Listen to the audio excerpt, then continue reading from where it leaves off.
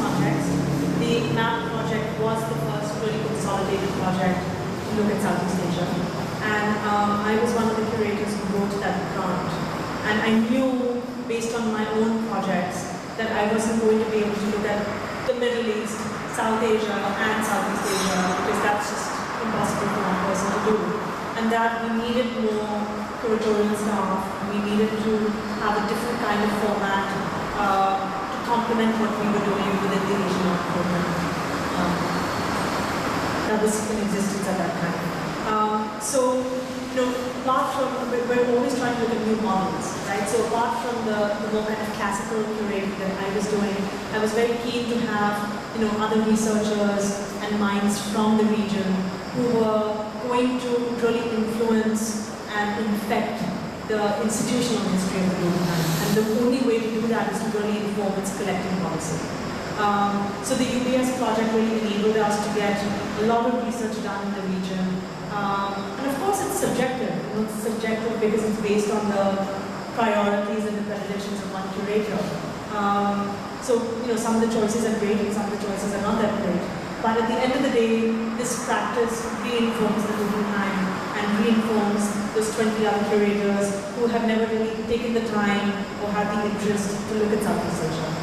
So now these works of art, these 40, 50 works of art will always be cherished and studied within the larger kind of institutional history of the museum. So I think that was the positive aspect of the project. I hope that after this 5-year cycle, it will be repeated. So that it's not just a one-off gesture. It needs to be sustained, it needs to be committed, it needs to be continuous in order for it to really affect change. I think that a lot of the non-Western traditions, if you look at Latin America as well, what we know best of Latin America is Brazil. Because it's been very, very robust, not just in terms of art, but also through architecture. We know the material culture of Brazil. Part of this is economic, part of this is historical, part of it is just because of the fact that they were better connected to European modernism. We also know a lot about what's happening in Mexico for other reasons because of the connection with the United States. But if you look at Venezuela, if you look at Colombia, if you look at Bolivia, if you look at Uruguay, these are countries that have great contemporary art practices, but how many of us are actually familiar with them? So I think it's a similar concern or a similar problem if we're looking at Cambodia or Malaysia or Vietnam, that contemporary art here has been nascent in comparison to the longer traditions of European or American patronage. You've got fewer public institutions, you've got, the politics is also different, right? Our histories of colonization, post-colonialism, decolonization have influenced the way that modernity has grown up. And these are not the same kind of geopolitical realities of what Europe or America went through. So I think it's taking us time to define ourselves. It's taking us a while to really create a very robust local cultural infrastructure for the arts. I think we've been more successful in the commercial aspect of things with the market and and certain contemporary art is doing very well in the auctions, and some of them have actually made it to the international scene by being represented by commercial galleries abroad. But I think that that's the tip of the iceberg, and in order for it to really be reckoned with seriously, we need many more publications, many more museums, many more non-profits, a lot more kind of sustained engagement and belief in the power of culture. And it's great that you are inviting us to come and get to know the local scene. This is the problem. We get very, very busy, and a lot of international curators don't take the time to come and do local research, to come and meet artists, to come and do studio visits, to come and lecture at universities, to come and meet collectors, to visit exhibition spaces, to look at museum collections. It's the only way to really educate yourself. And one gets busy. You can imagine that's a lot of production we have done in 6 years or 7 years. Our calendars get really busy, and unless you have mentors and friends and collaborators who are really insisting that you come and travel and look at these different parts of the world, you can just go back to Chelsea and look at the 400 galleries that exist in your backyard, and you feel like you're really up to date with things. You read Art Forum and you go to Chelsea. But in fact, that's a very myopic, limited way of doing research. And in fact, you're not really challenging yourself or sensitizing yourself to this huge world that exists. I think I Okay. But in terms of no country, I think the problematic was the lumping of South and Southeast Asia together. Why did that happen? Can you speak about that? First, tell me why you think it was a problem. But critical regionalism would have its baggage in a sense, and when you were basically commenting on transnational. You mind if I come forward? And to look at South and Southeast Asia in one survey together, it seems like each region actually has its own complication and politics and culture that So I'm just curious, like, was it decided by the patrons or sponsors, or was it decided by Guggenheim that it would be done together in that sense? Okay, so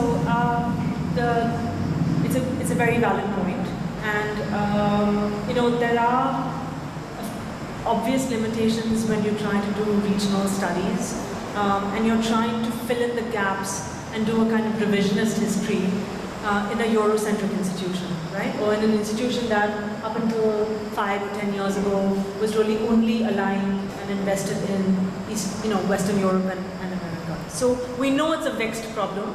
We know that it has inherent challenges and inherent limitations, but it also has a great possibility. And I think that the Middle East and North Africa, these are just kind of very loose geographical formations that the curator who's invited to contend with this problem really must take under his or her wing. You can problematize it right off the bat, right? You can say these kinds of regional histories are flawed. Each country has its own self-representation and self-formation because we went through various ideas of the nation state and modernity and post-colonialism and and cosmopolitanism. But I think that if you are familiar with these kinds of tropes and problematics, there are ways of revealing them and critically analyzing them through the curatorial process itself. And that becomes the challenge to the curator. At the end of the day, with limited resources, both in terms of manpower and also finances, one has to start somewhere, and when you have such a major set of histories, ideas, movements, styles that have been completely written off or written out of the canon, and you're trying to integrate them and interrogate, mainstream, orthodoxy, then you're going to have to start somewhere that's quite general, but the way that you then approach your research through the objects that you choose, the way you write about it, the way you critically analyze it, the kind of voices that you bring in from the community to help you think about these things can be very self-reflexive and very critical. And that becomes the responsibility and the onus of the curator. The institution and the sponsor is giving you a certain platform, and then it's up to you to do what you want to do with it. Hence, you selected the no country. Well, that was June Yap's idea. That was not something that the Guggenheim decided. We invited her to be the first curatorial resident, and the theme of the exhibition, the title of the show, the objects that she chose was completely her curatorial mandate, and the responsibility of those choices lies with her. So she has to bear the celebration of it or the criticism of it. But I know that it has inherent limitations, but at the end of the day, one is working with major constrictions and restrictions, and you still want to forge ahead and do something rather than not do something. I think it was interesting that there was some criticism that, for example, a local Cambodia representation because of Soviet or things like that.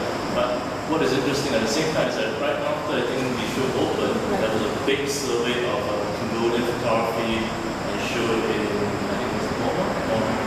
So there was the men shows in Cambodian office who does the lovely bamboo, the huge. Soviet. And then there was a presentation of Cambodian photography. So I wonder how does that balance out? That there's an absence of that in the Guggenheim show, and then it came up. Well, institutions are looking at each other, right? They inspire each other. It's very competitive, especially the ones you just mentioned, the Met, the MoMA, and the Guggenheim, and the Whitney. These are the ones that are constantly competing with one another. But at the end of the day, it's not about what that individual institution is doing per se. It's how is the field being extended, right? So the fact that you have Supreme's exhibition of, a living contemporary artist within the context of the permanent collection of the Metropolitan Museum is a wonderful thing.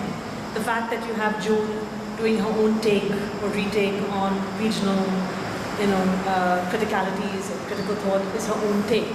And each one of these institutions is being informed, and at the end of the day, it's not about the institutions, it's about the public. The press is being informed, there's a debate that starts, there are audiences that are coming in, there's travel that begins, there's an engagement that begins, there's a seriousness of intention, and these things have a cumulative effect. And at the end of the day, we are only responsible to the field. We are not responsible to the patron, to the institution, to a competitive institution. Who cares? These are all opportunities to do something, and to extend how we think, how we feel, what engages us, what inspires us, what challenges us. And I think that they're all, they should be championed. I agree. I mean, I would add to that. I think that no country with such an ambitious project. I mean, it's flawed inherently. Yeah. Right? When you're doing all of South and Southeast Asia, it's flawed. I mean, but it was never meant to be seen as a project on its own, like a satellite project. It was really about informing the Guggenheim. You had, and you still have, the Asian Art Program. You have the Guggenheim Abu Dhabi. You have the Ho Foundation grant for contemporary Chinese art. You have UBS. You have the lab. And you have the pre-existing curatorial department and function of the Guggenheim, right? That represents a certain kind of memory and a certain kind of agenda. And at the end of the day, all of these different programs are informing each other. And I'll tell you one thing, I'll tell you something personal. When I joined the Guggenheim 6 years ago, people thought that India was in Southeast Asia. Okay, that was the level of ignorance that I was starting with. And today, you have this institution that cannot conceive of itself without the Middle East, without Latin America, without Asia. And that's only in 7 years. So imagine what can happen in the next 20 if we keep at it. Yeah, I really like the appreciate part when you mentioned about the institution and through the curators, through the collection, taking risks. And I think that just echo what the directors of MoMA was talking about. I think it was on the social media that they talking about museum needs to take The museum needs to take risk, and the museum needs to understand that it needs to learn also. That it too is a student. That it needs to always be self-aware, challenging itself, pushing itself. And the way it does it is through its staff, through its curators. At the end of the day, we are the voices of the institution. But it's also the commitments that they make to artists, it's the commitments they make to other institutions, it's the commitments they make to ways of thinking. And a museum is not this fossilized entity. It can be very dated, it can be very prehistoric, but if it is a living, breathing, contemporary art institution, then it has to be self-critical.